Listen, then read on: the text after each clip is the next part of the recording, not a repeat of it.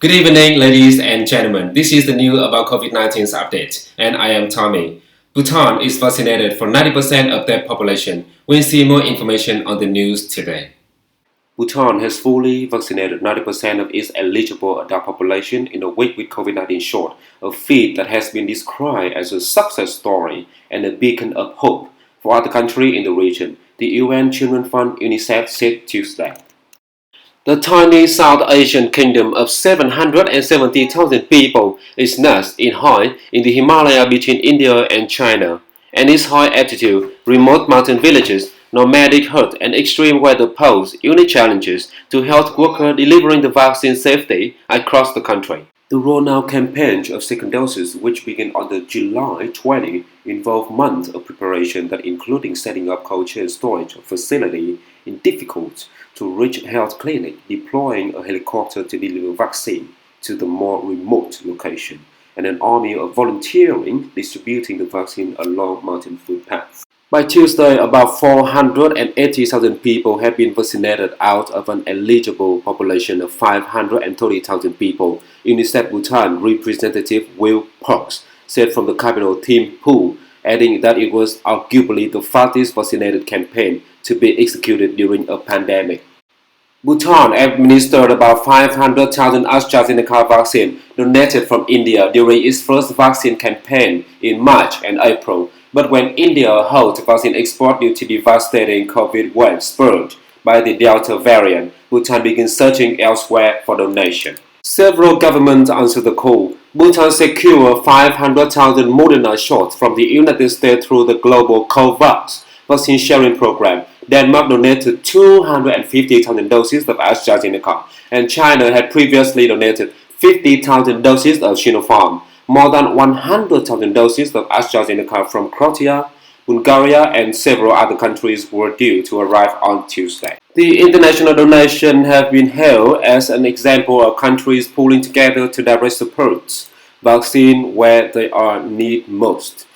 When we see countries rally around each other, when we see hands come from multiple governments to support those countries that urgently need a vaccine because they just don't have enough, that really heartening to see, said Parks. Tells the story of global solidarity at a time when that hasn't been evident for the last year or so. Now we are seeing that solidarity, that multilateralism comes about again, and is so important at a time when the world is in crisis. UNICEF, which is on the ground helping with COVID logistics, the delivery of vaccine, cold chain equipment, as well as planning and training, said Bhutan's success highlights the importance of countries that have vaccine support to donate to countries in need.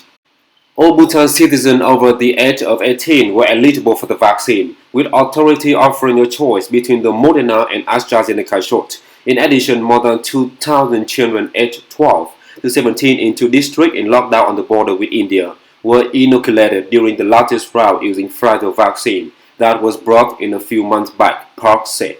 The government has also bought 200,000 doses of Pfizer vaccine, which is set to arrive later this year and is expected to be used to vaccinate children. But ensuring the vaccine would distribute safely to the population was a logistical feat involving more than 2,400 health workers and 20,000 volunteers who went door to door engaging the community on the vaccine and COVID response.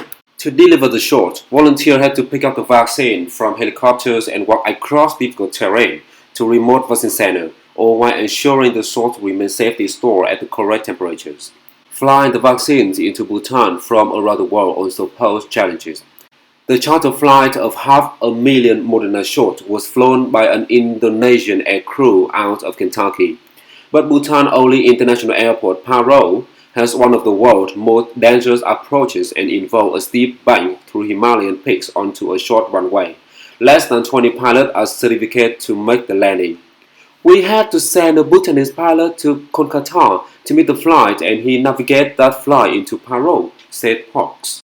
In recent years, Bhutan has made great strides in reducing poverty, declining from 36% in 2007 to 12% in 2017, according to the World Bank, while most of the population work in agriculture, with much of its rural population relying on subsistence farming.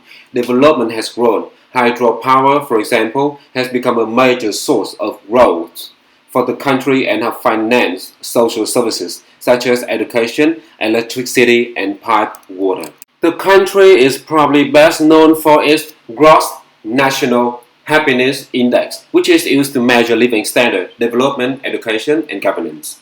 But the kingdom has been one of the most successful at combating COVID, thanks to early planning and quick response that involve closing its border, mass testing, contact tracing, and social distancing, as well as strict lockdown and quarantine measures. With just over 300 doctors before the pandemic, Bhutan trained thousands of health workers and implemented a national COVID response plan.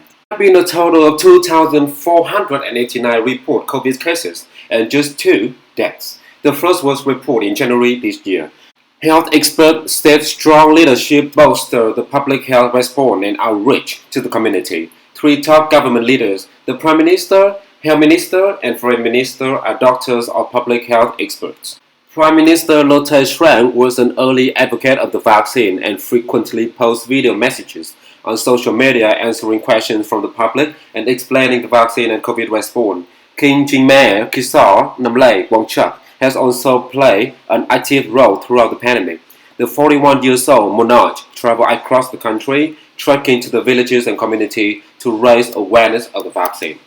The Buddhist nation, also called the Land of the Thunder Dragon, became a constitutional monarchy in 2008 after the king abdicated and relinquished his power to his son, setting the nation on the path to the democracy.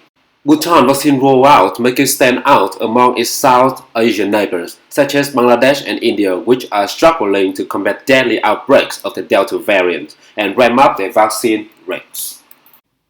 Our video has ended. If you enjoyed the video, please leave us a like, comment, and subscribe to our channel to see the next video. Thank you very much.